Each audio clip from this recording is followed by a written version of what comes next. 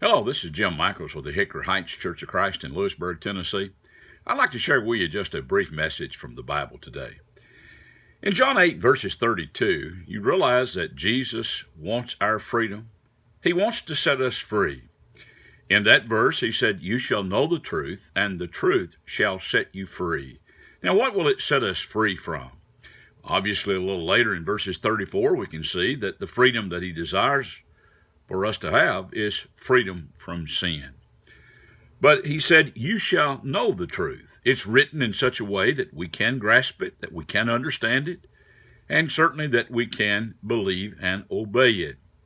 Even Paul wrote in Ephesians 3, remember, verses 3 and 4, he said, "How that by revelation he's made known to me the mystery which I have briefly written already, by which when you read you may understand my knowledge in the mystery of Christ." Twice in these two verses he speaks of the mystery. It's a mystery because it hadn't been revealed as of yet, but was at that time being revealed. What was this mystery? This mystery was how Christ would redeem and set free the Gentiles just like he would the Jews.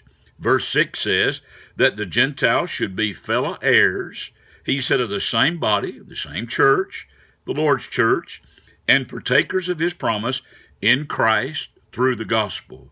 But it's written in such a way that we can understand it. But it takes more than just knowing and understanding. You go back to Matthew 4, and Satan himself knew the Scriptures. He even believed that Jesus was the Christ, the Son of God.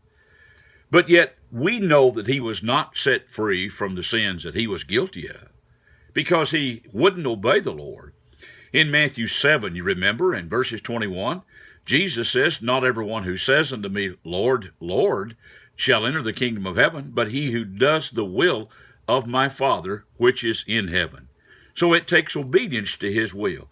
I can know the truth, and the truth will set me free, but it'll only set me free when I am obedient to it. In Hebrews 5, verses 8 and 9, it says, "Though he was a son, yet learned he obedience by the things which he suffered. And being made perfect, he became the author or the source of eternal salvation unto all those who obey him."